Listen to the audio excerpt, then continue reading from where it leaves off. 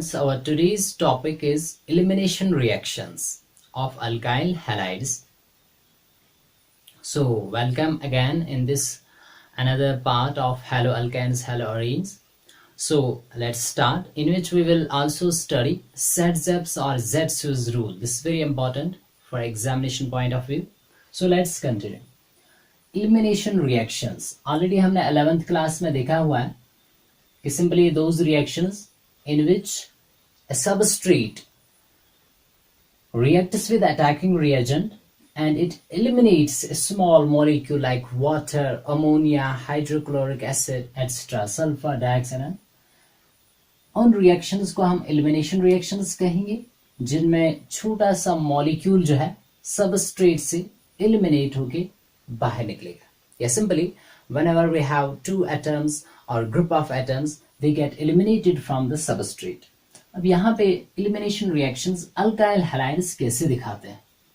जब भी हमारे पास एक ऐसा alkyl halide होगा which contains a beta hydrogen atom, it will undergo elimination reaction. That's beta elimination reaction. Actually elimination आपने पढ़ा होगा 11th में. It can be alpha elimination reaction, beta elimination reaction, or it can be gamma elimination reaction. तो यहाँ पे जिसकी हम बात करेंगे that is the beta elimination reaction.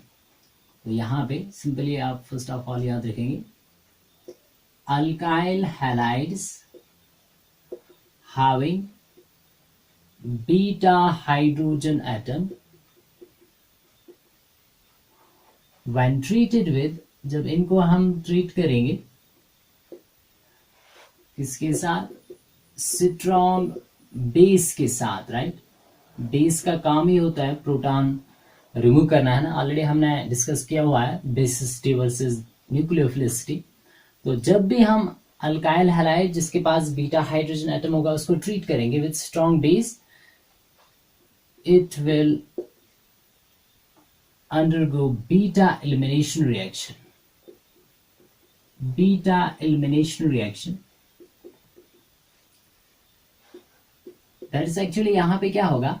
डिहाइड्रोहैलोजिनेशन. डिहाइड्रोहैलोजिनेशन है ना. ये ऑलरेडी आपने याद रखा होगा, मैंने बताया है. डी जहां पे भी आएगा इसका मतलब होता है रिमूव होना. कोई भी चीज रिमूव हो रही है सबस्ट्रेट से, क्या क्या? डिहाइड्रो, एक हाइड्रोजन एटम, हैलोजन और हैलोजन एटम. ये अभी हम देखेंगे, तभी आप याद रखेंगे एलिमिनेशन रिएक्शन इसको हम क्या कहते हैं. यहाँ पे डिहाइड्रोहैलोजिनेशन, एक हाइड्रोजन और एक हैलोजन एटम रिमूव हो रहा है सबस्ट्रेट से, अल्काइल हैलाइड से. तो ये जो बीटा एलिमिनेशन रिएक्शन यहाँ पे हो रही है, it takes place in presence of strong base. और अल्काइल हैलाइड में क्या होना चाहिए? Beta hydrogen atom. Okay, let's see alpha hydrogen और बीटा हाइड्रोजन किन को हम कहेंगे. देखो सिंपली अगर यहाँ पे हमारे पास, okay, let's say this is our CH3, then it is CH2 and Br, just like this. तो ये जो अल्काइल हैलाइड हमारे पास है, तो आप याद रखेंगे that carbon to which halogen atom is directly attached, है ना. जिस कार्बन पे हैलोजन एटम डायरेक्टली अटैच्ड होगा that's our alpha carbon. Alpha carbon के साथ जो कार्बन अटैच्ड होगा दैट्स अवर बीटा कार्बन. अब अगर यहाँ पे और एक कार्बन होता है बीटा कार्बन के साथ, उसको गामा कार्बन हम कहते हैं. ठीक है, तो ऐसे आप याद रखा करेंगे अल्फा, बीटा, गामा, उसके बाद डेल्टा, है, omega, extra. Now see here, तो यहाँ पे बीटा कार्बन जो है इसके ऊपर जो हाइड्रोजन है डेफिनेटली बीटा हाइड्रोजन कहलाएगा. तो यहाँ पे 3 बीटा हाइड्रोजन एटम्स प्रेजेंट है और यहाँ पे इस अल्काइल हैलाइड में 2 अल्फा हाइड्रोजन एटम्स प्रेजेंट है. अब अगर यहाँ पे हम क्या करेंगे, सिंपली यहाँ से हम ले रहे हैं, ओके, लेट्स टेक बेस, है ना. बेस को ओके जनरली मैं दिखा रहा हूँ यहाँ पे बी नेगेटिव से, it's our base. Base electron rich होता है, ऑलरेडी हमने स्टडी किया हुआ है. तो यहाँ पे क्या होगा? Alkyl halide having beta hydrogen atom, इसको हम किसके साथ ट्रीट कर रहे हैं? स्ट्रॉन्ग बेस के साथ. तो यहाँ पे क्या होगा? डिहाइड्रोहैलोजिनेशन. देखो यहाँ पे ये प्रोटॉन को निकालेगा, इस H पॉजिटिव को. ये जो दोनों इलेक्ट्रॉन्स यहाँ पे हैं ये शिफ्ट हो जाएंगे टू हियर. यहाँ पे डबल बॉन्ड फॉर्मेशन होगा, ठीक है. और ये जो इलेक्ट्रोनेगेटिव एलिमेंट है ब्रोमाइड, है ना, ये दोनों इलेक्ट्रॉन के साथ बाहर निकलेगा। So what we will get, एक तो यहाँ पे हमें मिलेगा BH, ठीक है, दूसरा ये Br बाहर निकलेगा in the form of bromide ion Br negative, and the main product जो यहाँ पे मिलेगा that is the alkene. So alkene is formed as a major product, ठीक है ना, इन दिस एलिमिनेशन रिएक्शंस, है ना, एलिमिनेशन रिएक्शन में अल्कीन बनता है as product. So this is our unsaturated organic compound is formed. तो इससे भी क्लियर होता है जब भी एक अनसैचुरेटेड ऑर्गेनिक कंपाउंड प्रोडक्ट में बनेगा दैट मीन्स रिएक्शन जो होगी एलिमिनेशन रिएक्शन होगी। तो यहाँ पे क्या हुआ, ये हमारा पूरा सबस्ट्रेट था अल्काइल हैलाइड, एक यहाँ से क्या निकला, हाइड्रोजन बाहर निकला और यहाँ से हैलोजन, तब इसको हम कहते हैं dehydrohalogenation reaction. So this is an elimination reaction. तो सिंपल सा है कि जब भी अल्काइल हैलाइड को हम ट्रीट करेंगे एक स्ट्रॉन्ग बेस के साथ, तो बेस का काम होता है प्रोटॉन निकालना, है ना, प्रोटॉन एक्सेप्टर, ये प्रोटॉन यहाँ से रिमूव करेगा तो BH के फॉर्म में बाहर, है ना। तो कोई भी स्ट्रॉन्ग बेस हम ले सकते हैं, just it can be this base जो है हाइड्रोक्साइड आयन है वो H नेगेटिव, इथऑक्साइड आयन है ETO नेगेटिव, एक्स्ट्रा कोई भी बेस एक्ट करेगा, है ना। Just we are having okay let's say this is CH3 whole thrice, then it is CO negative, that is tertiary butoxide and tertiary butoxide and etc. They all act as bases, है ना, ये सभी bases काम कर रहे हैं। अब यहाँ पे आप याद रखेंगे that sometimes एक अल्काइल हैलाइड में बीटा हाइड्रोजन एटम दो तरीके से हो सकते हैं, मतलब एक से ज्यादा पॉसिबिलिटीज हो सकते हैं जहां पे एक से ज्यादा अल्कीन्स बन सकते हैं। यहाँ पे तो एक ही अल्कीन बनेगा ना एज ए प्रोडक्ट, पर किसी वक्त तो ऐसा भी हो सकता है कि जहां पे दो बीटा कार्बन प्रेजेंट होंगे, डिफरेंट वंस, है ना। Okay let's give the example. अगर ये हमारे पास है, let's say this is CH3, then it is CH2, then it is CH और यहाँ पे है Br and then it is again CH3। तो यहाँ पे आप देख सकते हैं ये जो अल्काइल हैलाइड है, यहाँ पे हैलोजन एटम जिस कार्बन के साथ अटैच्ड है, this our alpha carbon and what is this is our beta carbon. Alpha carbon के साथ जो कार्बन होगा वो तो बीटा ही कहलाता है, बीटा, और ये क्या होगा, this is our gamma carbon. और हमें किसके साथ यहाँ पे काम है, बीटा हाइड्रोजन एटम, वो तो इस कार्बन के पास भी है बीटा हाइड्रोजन 3, है ना, इसके साथ भी दो बीटा हाइड्रोजन, पर ये और ये जो है डिफरेंट बीटा कार्बन एटम्स है। तो दो पॉसिबिलिटीज यहाँ पे है। देखो अगर इसको हम ट्रीट करेंगे एक स्ट्रॉन्ग बेस के साथ, है ना, कोई भी आप ले सकते हैं। Okay let's take strong base KOH, alcoholic potassium hydroxide, ये हम अल्कोहलिक ले रहे हैं, that means alcohol as a solvent, ठीक है। ये बहुत इंपॉर्टेंट रहेगा। When we take this alcoholic KOH it will prefer to undergo elimination reaction. और अगर हम क्या करेंगे एक्वस स्वाद लेंगे तब तो सब्स्टिट्यूशन भी, सब्स्टिट्यूटेड प्रोडक्ट भी बन सकता है, ठीक है। तो अल्कोहलिक KOH हम लेते हैं, इट्स अ स्ट्रॉन्ग बेस, है ना, K पॉजिटिव OH नेगेटिव, ये OH नेगेटिव देगा which is a strong base. Now what will happen here, यहाँ पे दो प्रोडक्ट्स बन सकते हैं। देखो अगर यहाँ से इस बीटा कार्बन के साथ जो बीटा हाइड्रोजन है इसको रिमूव करेगा ये हाइड्रोक्साइड आयन और यहाँ से Br निकलेगा, ठीक है। तभी हम ये जो बीटा एलिमिनेशन है इसको हम 1-2 एलिमिनेशन भी कहते हैं, बीटा एलिमिनेशन और 1-2 एलिमिनेशन, है ना, क्योंकि यहाँ पे जो एटम्स एलिमिनेट हो रहे हैं वो 1-2 एडजेसेंट पोजीशन पे है। आप यहाँ पे देख सकते हैं, देखो ये जो है कार्बन नंबर 1, अगर मैं इसको कहूँगा ना, ये कार्बन नंबर 2 है, तो 1-2 पोजीशन पे एटम्स एलिमिनेट हो रहे हैं। एक यहाँ से हाइड्रोजन एटम एलिमिनेट हुआ और यहाँ से ब्रोमीन एटम, तो इसको हम 1-2 एलिमिनेशन भी कहते हैं और सिंपली बीटा एलिमिनेशन रिएक्शन। अब अगर दो एटम्स या ग्रुप ऑफ एटम्स एक ही कार्बन से, अल्फा कार्बन से ही एलिमिनेट हो जाएंगे तब उसको अल्फा एलिमिनेशन कहेंगे। और अब अगर ऐसा होगा कि एक एटम अल्फा कार्बन से रिमूव हो रहा है और दूसरा गामा कार्बन से, तब उसको गामा एलिमिनेशन कहते हैं, वो डिफरेंट है। यहाँ पे सिंपली बीटा एलिमिनेशन हम स्टडी कर रहे हैं, ठीक है, बीटा एलिमिनेशन प्रेफर करेंगे क्योंकि alkyl halides having beta hydrogen atom they will prefer to undergo beta elimination. अब यहाँ पे देखो दो प्रोडक्ट्स बन सकते हैं। एक प्रोडक्ट ये बनेगा, अगर यहाँ से इस बीटा कार्बन से बीटा हाइड्रोजन मैं रिमूव करूंगा और यहाँ से Br, then we will get which product, this one CH3, then it's CH2, then it is CH double bond CH2 है, इट इज but1ene है, but1e। तो दूसरा प्रोडक्ट ये भी तो बन सकता है कि यहाँ अल्फा कार्बन से Br निकलेगा और इस बीटा कार्बन से बीटा हाइड्रोजन एटम रिमूव होगा, तब कौन सा प्रोडक्ट बनेगा, तब प्रोडक्ट जो बनेगा that's but2e, then product will be but2e।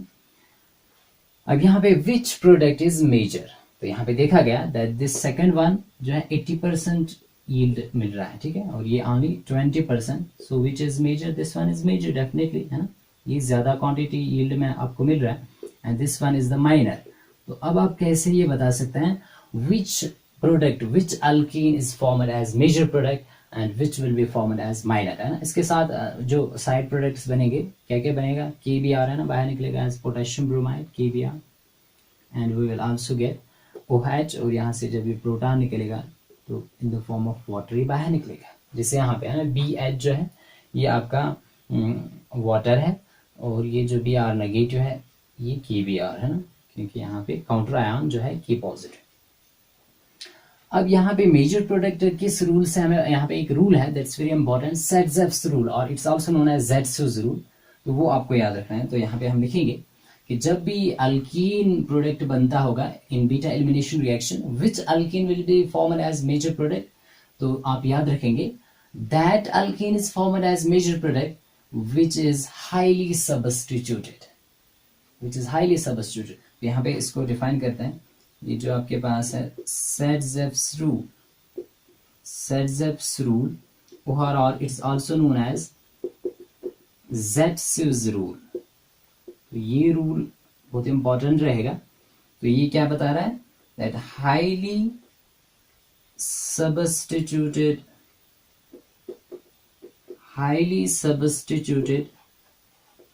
Alkyne is formed as major product. Major product वही अल्कीन बनेगा जो हाईली सब्स्टिट्यूटेड होगा।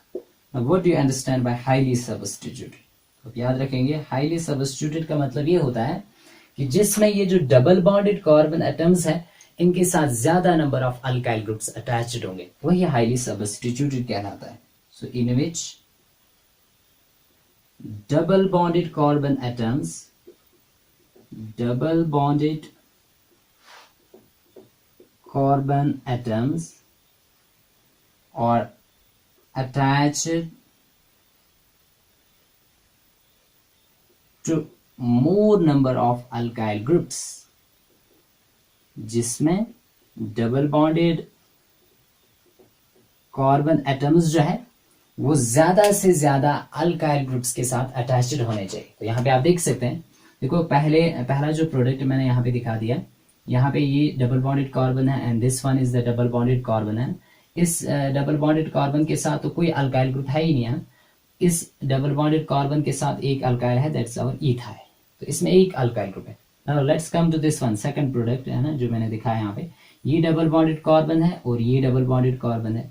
अब आप देख सकते हैं यहाँ पे इस डबल बॉन्डेड कार्बन के साथ एक अल्काइल है मिथाइल, इस डबल बॉन्डेड कार्बन के साथ दूसरा अल्काइल मिथाइल है। तो यहाँ पे ये हाईली सब्स्टिट्यूटेड है क्योंकि यहाँ पे the double bonded carbon atoms are attached to more number of alkyl groups, है ना, 2, और वहां पे एक ही था ऊपर वाले में। So that's why this is major and this is minor. तो ऐसे आपको पहचानना है कि जब भी दो पॉसिबिलिटीज होंगे कि दो अल्कीन्स एज प्रोडक्ट बन सकते हैं in beta elimination reaction, तब आप याद रखेंगे we will apply the Saxe-Gibbs rule और it's also known as Zetsu's rule, जो हमें ये बताता है कि major product is always that alkane which is highly substituted. Highly substituted means which is in which the double bonded carbon atoms are attached to more number of alkyl groups.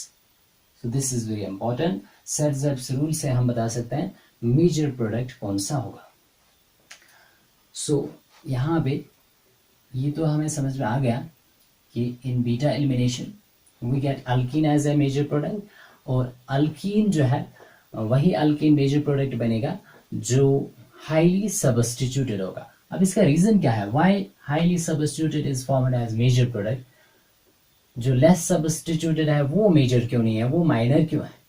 Actually जब हम देखते हैं stability of alkenes की, तो वो alkyne ज्यादा stable होता है जिसमें डबल बॉन्डेड कार्बन एटम्स जो है they are attached to more number of alkyl groups because that's more stable due to hyperconjugation. ठीक है, ये आप यहाँ पे याद रखेंगे। स्टेबिलिटी ऑफ अल्कीन किस पे डिपेंड करता है? अगर आपको बताना होगा which alkene is more stable, stability of alkenes, तो आप याद रखेंगे कि that alkene is more stable in which double bonded carbon atoms are attached to more number of alkyl groups, methyl groups है ना, क्योंकि that is stabilized due to hyperconjugation. Stability of alkene जो है it is explained on the basis of hyperconjugation, जो आपने 11th में पढ़ा हुआ है hyperconjugation जिसमें जिस अल्कीन में हाइपरकंजुगेटिव स्ट्रक्चर ज्यादा होंगे वो ज्यादा स्टेबल होगा है। हाइपर कंजुगेटिव स्ट्रक्चर जिसमें ज्यादा होंगे, अब हाइपर कंजुगेटिव स्ट्रक्चर किस में ज्यादा होंगे? जिसमें ज्यादा अल्फा हाइड्रोजन्स होंगे। Okay, let's compare here. देखो यहाँ पे आपके पास ये अल्कीन है CH2 डबल बॉन्ड CH2, ठीक है, दिस इज अल्कीन। अब यहाँ पे ये जो कार्बन है, डबल बॉन्डेड कार्बन एटम्स जो है, इनके साथ तो कोई अल्काइल ग्रुप है ही नहीं। पर अगर मैं इस अल्कीन की बात करूंगा CH3 single bond CH double bond CH2 propene है ना, इसमें ये जो आपके पास डबल बॉन्डेड कार्बन है इसके साथ एक मिथाइल ग्रुप है। तो ये जो मिथाइल ग्रुप है it will show hyper conjugation है। यहाँ पे हाइपर कंजुगेटिव स्ट्रक्चर पॉसिबल है, हाइपर कंजुगेटिव स्ट्रक्चर्स, ठीक है ना। तो यहाँ पे कितने अल्फा हाइड्रोजन एटम्स है? देखो फर्स्ट ऑफ ऑल यहाँ पे आप याद रखेंगे ये जो डबल बॉन्डेड कार्बन है इसके साथ जो ये कार्बन अटैच्ड है ये अल्फा कार्बन कहलाएगा, ठीक है। तो इसके साथ 3 अल्फा हाइड्रोजन एटम्स है, तो यहाँ पे कोई भी अल्फा हाइड्रोजन है ही नहीं है ना। Okay, let's come to another alkene. अगर यहाँ पे मैं लिख रहा हूँ CH3 single bond C H है ना, डबल बॉन्ड CH और फिर से सिंगल बॉन्ड CH, तो यहाँ पे आप देख सकते हैं ये जो आपका है अल्फा कार्बन और ये भी अल्फा, तो 3 अल्फा हाइड्रोजन ये हुए और 3 यहाँ पे हो गए 6 अल्फा हाइड्रोजन। मैं यहाँ पे लिख रहा हूँ 0 अल्फा हाइड्रोजन, इसमें कोई भी अल्फा हाइड्रोजन नहीं है। यहाँ पे 3 अल्फा हाइड्रोजन है और यहाँ पे 6 अल्फा हाइड्रोजन एटम्स है, राइट। 0 यहाँ पे कोई भी तो नहीं है ना। यहाँ पे 3 अल्फा हाइड्रोजन एटम्स है, यहाँ पे 6 अल्फा हाइड्रोजन एटम्स है। सिमिलरली अब अगर हमारे पास कोई ऐसा अल्कीन होगा जिसमें अल्फा हाइड्रोजन और ज्यादा होंगे। Okay, let's give the example. Okay, let's सी, हमारे पास दिस वन है CH3, उसके बाद सिंगल बॉन्ड C, यहाँ पे भी CH3, उसके बाद double bond CH single bond CH3। तो यहाँ पे कितने अल्फा हाइड्रोजन है? देखो ये भी अल्फा कार्बन है, ये भी आपके पास अल्फा कार्बन है, दिस आल्सो अल्फा, 3 3 6 3 9, इसमें 9 अल्फा हाइड्रोजन है। Similarly you can also take another one. Okay, let's take this is CH3, यहाँ पे CH3 डबल बॉन्ड C, अब यहाँ पे भी CH3 एंड CH3। तो यहाँ पे कितने अल्फा कार्बन है? 1 2 3 एंड 4। अब हर एक अल्फा कार्बन के पास 3 अल्फा हाइड्रोजन है, so we are having 3 3 6 3 9 and 3 12, इसमें 12 अल्फा हाइड्रोजन एटम्स है। तो सबसे ज्यादा हाइपर कंजुगेटिव स्ट्रक्चर किसमें बनेंगे? इन दिस अल्कीन, है ना। तो ये सबसे ज्यादा स्टेबल होगा। तो अगर हम ऑर्डर ऑफ स्टेबिलिटी की बात करेंगे, है ना, तो ये कम स्टेबल होगा, इससे ज्यादा ये स्टेबल और इससे ज्यादा ये स्टेबल होगा, and then we will have this one, है ना। और सबसे ज्यादा स्टेबल ये अल्कीन होगा जिसमें 12 अल्फा हाइड्रोजन एटम्स है, क्योंकि इसमें हाइपर कंजुगेशन बहुत ही ज्यादा होगा। हाइपर कंजुगेटिव स्ट्रक्चर ज्यादा बनेंगे तो स्टेबिलिटी भी ज्यादा होगी। ये भी ऑलरेडी हमने स्टडी किया हुआ है इन क्लास 11। तो यहाँ पे इसलिए आप याद रखेंगे, दैट्स वाई। देखो यहाँ पे आप देख सकते हैं, इसमें यहाँ पे हमारे पास ये जो डबल बॉन्डेड कार्बन एटम है, इसके साथ ये जो कार्बन है ये क्या कहलाएगा? फिर अल्फा कार्बन, इसके साथ 2 अल्फा हाइड्रोजन है। अब यहाँ पे आ जाओ, ये डबल बॉन्डेड कार्बन, ये भी डबल बॉन्डेड कार्बन, इसके साथ ये अल्फा कार्बन और ये भी अल्फा कार्बन, तो 3 और 3 6 अल्फा हाइड्रोजन। तो इस वाले में हाइपर कंजुगेटेड स्ट्रक्चर ज्यादा बनेंगे तभी ये ज्यादा स्टेबल होता है। तो ये आप याद रखेंगे कि सैडजेप्स रूल ये क्यों बताता है कि highly substituted alkene major product होगा। ये इसलिए मेजर प्रोडक्ट होता है क्योंकि ये ज्यादा स्टेबल होता है। ये ज्यादा स्टेबल इसलिए होता है क्योंकि इसमें हाइपर कंजुगेटिव स्ट्रक्चर ज्यादा बनते हैं। This very important. तो अब और एक बार, अब यहाँ पे ये जो आपके पास मेजर प्रोडक्ट है that is ब्यूटोइन।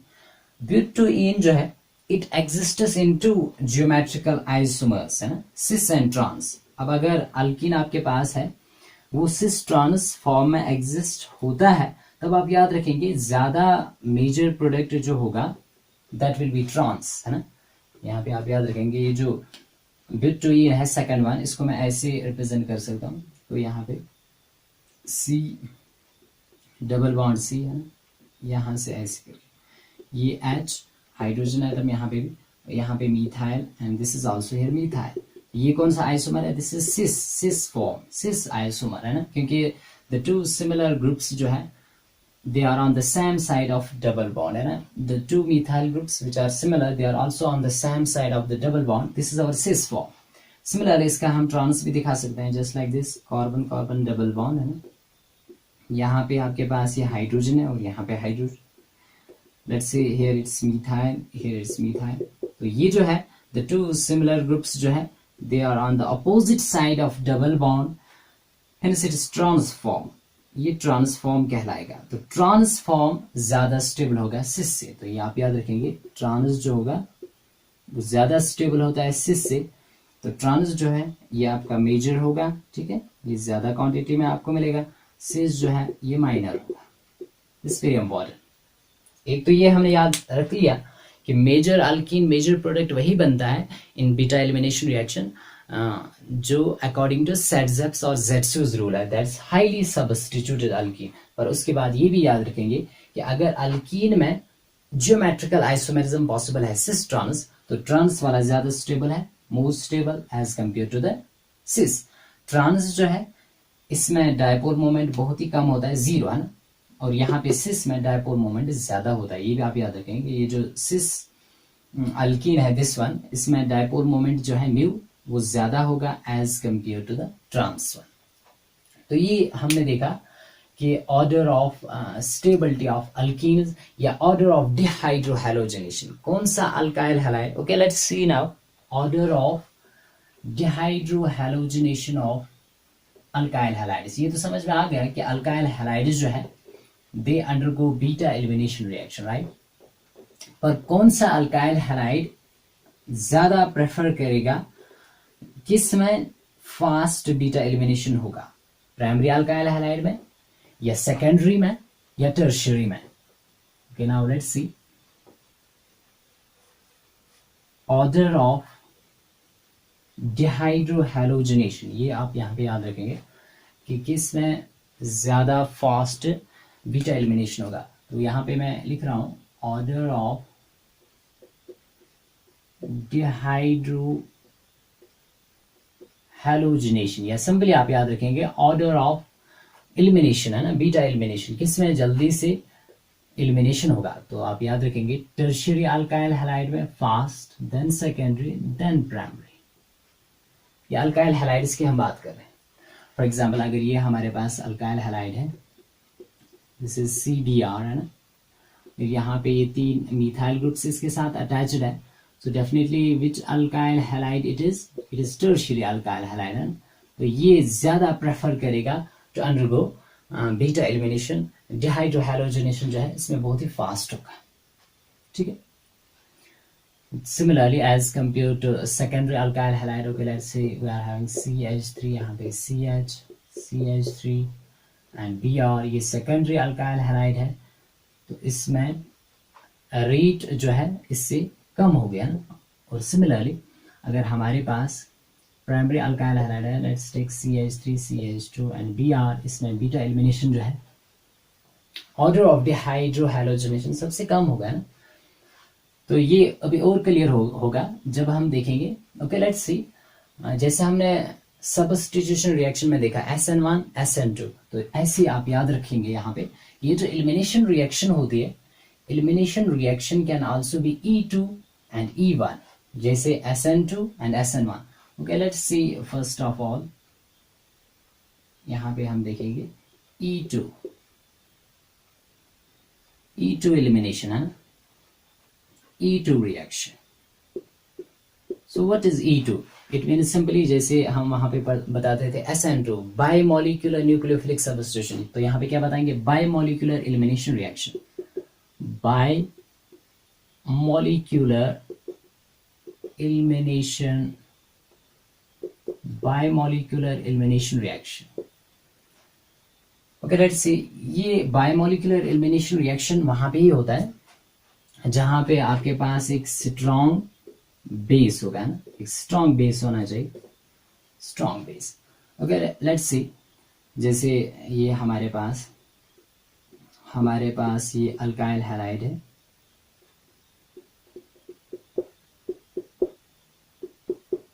Okay let's say this is our ethyl bromide है.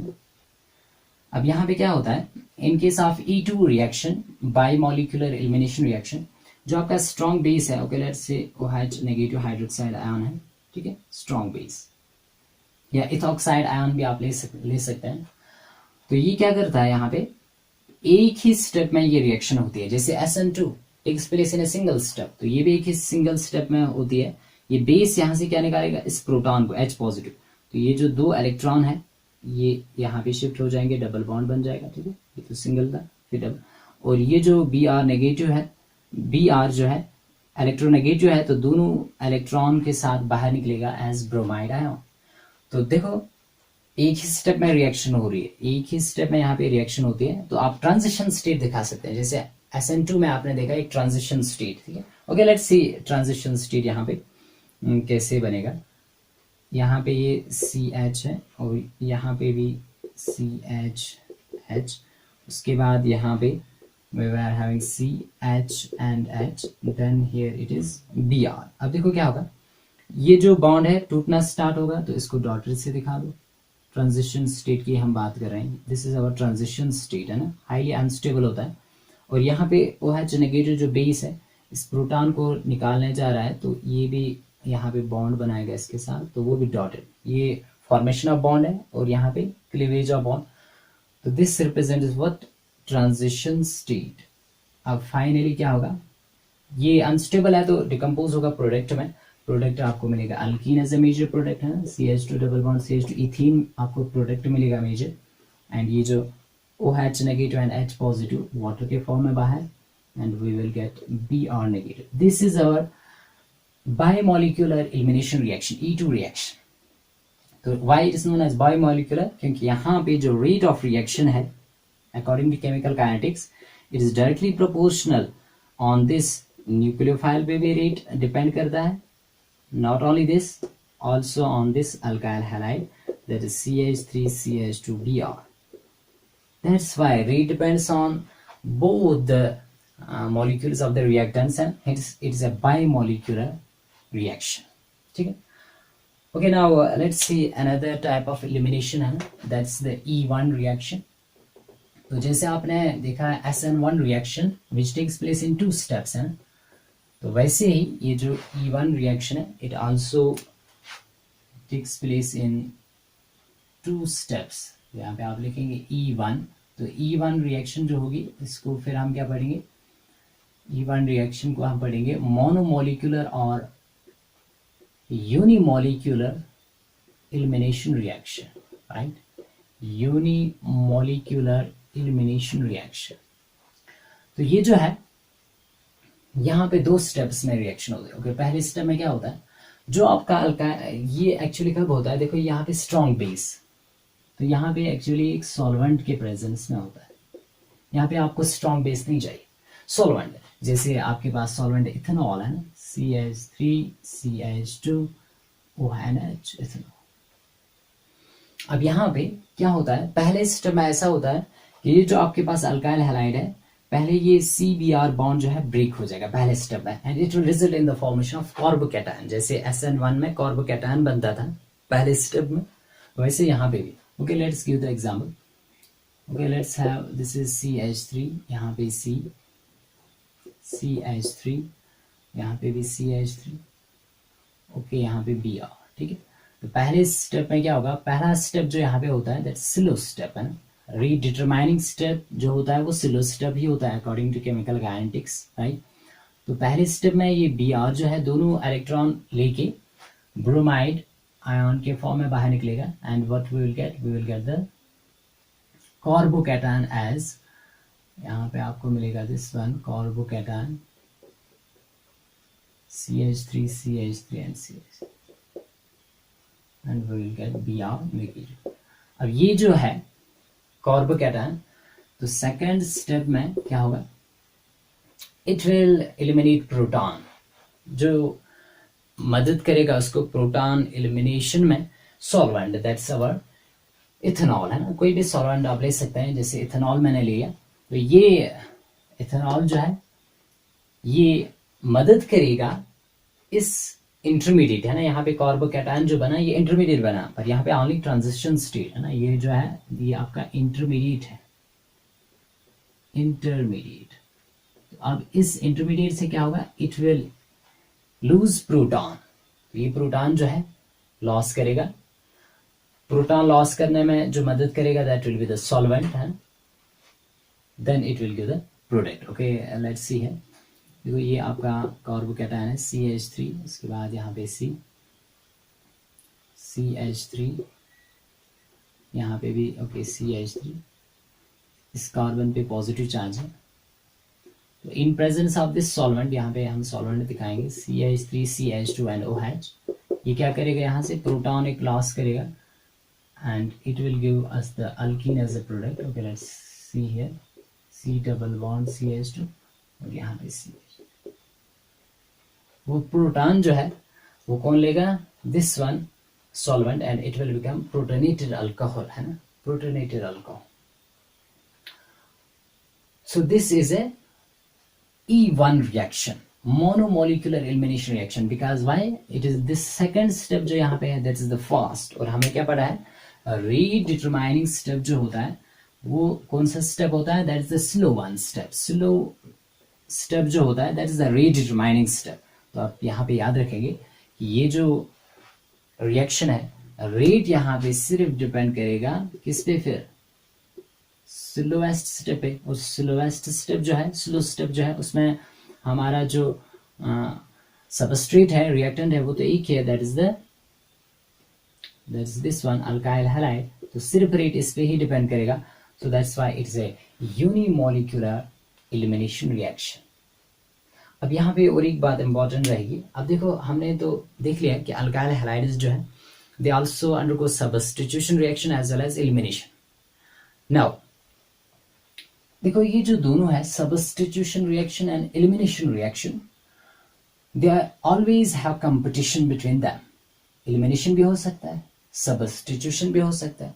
अब ये किस पे डिपेंड करेगा, whether elimination will take place और सब्स्टिट्यूशन विल टेक प्लेस, तो ये डिपेंड करेगा on the nature of, okay यहाँ पे आप लिखेंगे कि सब्स्टिट्यूशन वर्सेस एलिमिनेशन जो है, सब्स्टिट्यूशन वर्सेस एलिमिनेशन, कौन सी रिएक्शन होगी, सब्स्टिट्यूशन होगी या एलिमिनेशन रिएक्शन होगी, ये तीन चीजों पे डिपेंड करेगा। नंबर फर्स्ट, ये डिपेंड करेगा on the nature of alkyl halide. Alkyl halide जो है उसका नेचर कैसा है ना, उस पर डिपेंड करेगा, क्योंकि सिंपल सी बात है, देखो यहाँ पे हमने दिखाया E1 रिएक्शन, और इसमें अल्काइल हैलाइड अगर आपने ध्यान रखा होगा, मैंने कौन सा दिखाया, this is tertiary alkyl halide, so it will prefer to undergo E1 reaction. Why, क्योंकि यहाँ पे जो इंटरमीडिएट बनता है, टर्शियरी कार्बोकैटायन बनता है, टर्शियरी कार्बोकैटायन जो है ज्यादा स्टेबल होता है। अगर मैं यहाँ पे प्राइमरी अल्काइल हैलाइड ले लेता, तब यहाँ पे ये प्राइमरी कार्बोकैटायन बनता जो कम स्टेबल है, तो इसलिए प्राइमरी जो है वो प्रेफर करेगा नॉट टू अंडरगो E1, ठीक है, वहां पे तो सब्स्टिट्यूशन प्रेफर करेगा। इसलिए नेचर ऑफ अल्काइल हैलाइड पे ये डिपेंड करेगा कि अगर आपके पास टर्शियरी अल्काइल हैलाइड है, टर्शियरी अल्काइल हैलाइड है, तो ये प्रेफर क्या करेगा, E1 रिएक्शन, प्रेफर करेगा E1 रिएक्शन। सो टर्शियरी अल्काइल हैलाइड क्यों E1 प्रेफर करेगा, क्योंकि E1 में हमने देखा ये टर्शियरी अल्काइल हैलाइड था, तो यहाँ पे टर्शियरी कार्बोकैटायन बनता है as an intermediate, which is more stable है ना, due to the plus I effect of the 3 alkyl groups, ये ज्यादा स्टेबल है, तभी ये प्रेफर करेगा to undergo E1 elimination. Primary alkyl halide जो है ये सब्स्टिट्यूशन प्रेफर करेगा, क्योंकि प्राइमरी कार्बोकैटायन यहाँ पे जो बनेगा वो तो कम स्टेबल होगा, इसलिए वो प्रेफर ही नहीं करेगा E1 रिएक्शन, वहां पे तो सब्स्टिट्यूशन होगा। और सब्स्टिट्यूशन किस मैकेनिज्म से हुआ, SN2 से, है ना, ये ऑलरेडी हमने देखा हुआ। Now let's see the size and strength of base and nucleophile. देखो अगर आपके पास बल्कि साइज वाला बेस है, ठीक है, बल्कि साइज बड़ा होगा ना, जैसे टर्शियरी ब्यूटॉक्साइड जो है, it will act as a base, it will prefer to remove the proton, क्योंकि ये न्यूक्लियोफाइल एक्ट नहीं करेगा, वहां पे स्टेरिक हिंड्रेंस होगा, स्टेरिक रेजिस्टेंस है। अगर स्मॉलर ग्रुप वाला है जैसे OH नेगेटिव है हाइड्रोक्साइड आयन, तो ये प्रेफर करेगा एज न्यूक्लियोफाइल, ठीक है। Now the third thing is the reaction conditions, reaction condition जिस पे डिपेंड करेगा रिएक्शन कंडीशन। जैसे हमने देखा, देखो अगर हमारे पास स्ट्रॉन्ग बेस होगा, स्ट्रॉन्ग बेस होगा, तो वहां पे E2 होगा, स्ट्रॉन्ग बेस होगा। और अगर आपके पास वीक सॉल्वेंट है तो वहां पे तो E1 होना है। सिमिलरली अगर आपके पास स्ट्रॉन्ग न्यूक्लियोफाइल है, स्ट्रॉन्ग न्यूक्लियोफाइल है, स्ट्रॉन्ग न्यूक्लियोफाइल होगा तो वहां पे तो SN2 होगा, SN2 मैकेनिज्म सब्स्टिट्यूशन। और अगर आपके पास एक वीक न्यूक्लियोफाइल है तो वहां पे तो SN1 सब्स्टिट्यूशन होगा। So hope that you have understood elimination reaction, beta elimination, जिसको हम डिहाइड्रोहैलोजिनेशन भी कहते हैं, जिसमें हमने Z's एंड Z's रूल भी देखा कि which alkane will be formed as major product, और हमने कंपेयर भी किया substitution versus elimination. So thank you for watching.